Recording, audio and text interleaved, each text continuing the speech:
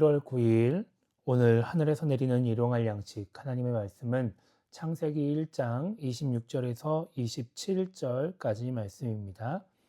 하나님이 이르시되 우리의 형상을 따라 우리의 모양대로 우리가 사람을 만들고 그들로 바다의 물고기와 하늘의 새와 가축과 온 땅과 땅에 기는 모든 것을 다스리게 하자 하시고 하나님이 자기 형상 곧 하나님의 형상대로 사람을 창조하시되 남자와 여자를 창조하시고 아멘.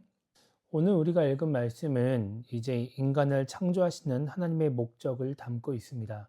하나님은 지난 6일간의 창조를 통해 인간을 제외한 모든 것을 이 땅에 만드셨습니다. 그리고 26절에서 이렇게 말씀하십니다. 우리의 형상을 따라 우리의 모양대로 사람을 만들어서 바다의 물고기와 하늘의 새와 또 가축과 온 땅과 땅에 기는 모든 것을 다스리게 하자 이렇게 말씀하시죠. 하나님께서 다섯째 날부터 창조하신 창조물들을 다스리게 하기 위해서 인간을 창조하자고 말씀하시는 것입니다. 그리고 27절에 보면 하나님의 형상대로 남자와 여자를 창조하셨다고 말씀하고 있습니다. 오늘 말씀을 통해서 우리는 그동안 하나님께서 행하셨던 창조와 그리고 인간의 창조가 다름을 알 수 있습니다. 창세기 1장 3절부터 기록된 창조에서 하나님은 이 세상을 창조하시면서 그 의도를 밝히신 적이 없습니다. 계획적이고 질서 있는 창조였기 때문에 분명히 그 의도가 있었겠지만 그 의도를 인간에게 드러내지는 않으셨던 것이죠. 그런데 오늘 인간을 창조하시면서는 그 의도를 알려주십니다. 우리가 왜 창조되었는지, 우리가 어떤 존재인지, 그래서 어떤 역할을 하며 살아가야 하는지 알기 원하셨기 때문에 그 의도를 알려주시는 것입니다. 오늘 말씀을 통해 우리가 알 수 있는 것은 우리가 하나님의 대리자로 창조되었다는 것입니다. 이 세계를 창조하신 분은 하나님입니다. 그렇기 때문에 당연히 이 세계의 주인, 이 세계를 다스리는 분은 하나님이십니다. 그런데 오늘 말씀을 보면 하나님께서 이 다스림의 권한을 자신의 형상을 따라 만든 인간에게 위임하십니다. 인간에게 이 세상을 다스릴 권한을 주시는 것이죠. 그래서 이 인간은 이 땅을 살아가는 피조물 중 하나에 불과하지만 이 땅에서 살면서 이 땅을 다스릴 권한을 얻게 되었습니다. 이것을 다른 말로 좀 표현하자면 하나님께서는 이 땅에서 하나님의 뜻을 이룰 대리자로 우리 인간을 창조하셨다는 말입니다. 하나님께서 우리에게 하나님을 대신해서 하나님의 뜻을 이 땅에 이루라는 사명을 주셨다는 것이죠. 그래서 우리 인간은 기본적으로 창조할 때부터 하나님을 대신하여 하나님의 뜻을 이루어야 하는 사명자로 창조되었다고 볼 수 있습니다. 지금은 인간이 이 세계를 지배하고 있다라고 말할 수 있기 때문에 우리가 하나님의 대리자로서 이 세계를 다스린다라고 하는 게 쉽게 이해가 되고 받아들여질 수 있습니다. 그런데 인류 문명이 발달하기 전의 상황을 생각해 보면 인간이 이 세계를 다스린다는 게 정말 쉬운 일이 아니었습니다. 생물학적으로 인간은 다른 동물들, 짐승들을 이기기 어렵습니다. 태생적으로 인간은 약한 존재로 태어나고 그리고 누군가의 돌봄을 받아야 하죠. 스스로 거기까지 1년이 넘는 시간이 걸리고 그리고 정말 인간답게 제 역할을 하면서 살아가려면 몇 년의 시간이 필요합니다. 그런데 다른 동물들을 보면 태어나서 몇 시간 있으면 뛰어다니고 몇 시간만 지나면 음식을 먹고 또 몇 달만 지나면은 음식을 먹으면서 인간보다 훨씬 짧은 시간 안에 제 역할을 감당하게 되는 것이죠. 육체적인 능력도 인간보다 훨씬 뛰어납니다. 힘도 세고 빠릅니다. 단순하게 인간과 동물을 놓고 비교하면 인간이 훨씬 약한 존재죠.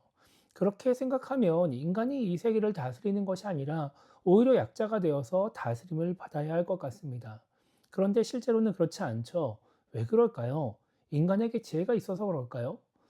인간의 몸으로 행해지는 스포츠 경기를 보다 보면 정말 지혜만으로는 유추의 능력을 완전히 뛰어넘지 못한다는 것을 우리는 알게 됩니다.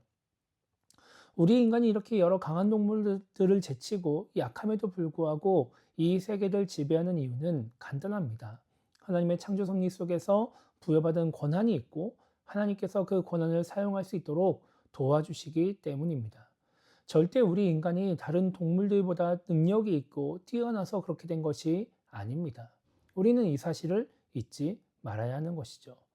하나님은 이렇게 하나님의 목적을 이루기 위해, 하나님의 뜻을 이루기 위해 우리 인간을 사용하십니다. 그리고 그 뜻을 이룰 수 있도록 우리를 도와주십니다. 우리의 부족한 능력을 하나님의 능력으로 채워주셔서 하나님의 능력으로 우리를 도와주셔서 하나님의 뜻을 감당할 수 있도록 하나님께서 맡기신 사명을 감당하도록 하는 것이죠. 이것이 하나님께서 인간을 사용하셔서 자신의 뜻을 이루시는 가장 기본적인 방법입니다. 성경 전체에서 나타나는, 그리고 지금 우리에게도 동일하게 적용되는 방법이죠. 하나님은 우리 인간에게 자신의 뜻을 이루라고 사명을 맡기시고 그냥 놔두지 않으십니다. 우리가 어떻게 하는지 우리의 능력으로 한번 해보라고 방관하지도 않으십니다. 성경에는 하나님이 행하시는 수많은 기적들이 나오죠. 왜 하나님께서 그 기적들을 행하실까요? 바로 하나님의 뜻을 이루기 위해서입니다. 우리 연약한 인간이 하나님이 맡기신 사명을 감당할 수 있도록 하나님이 기적을 보여주시는 것이죠. 홍해를 가르고 광야에서 물과 만나를 주시는 것도, 또 때로는 죽은 사람을 살리는 것도, 병든 사람을 고치는 것도 모두 하나님의 뜻을 이루기 위함입니다. 우리는 우리의 능력과 힘으로 하나님께서 맡기신 사명을 감당할 수 없음을 기억해야 합니다. 내 힘과 능력으로 사명을 감당하고 하나님의 뜻을 이루려고 하는 것 자체가 착각이고 문제인 것이죠. 그래서 우리는 하나님의 능력을 구하며 살아가야 합니다.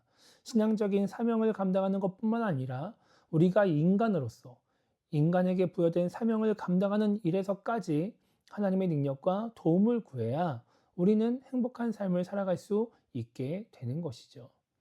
그래서 오늘은 이렇게 기도하며 하루를 시작했으면 좋겠습니다.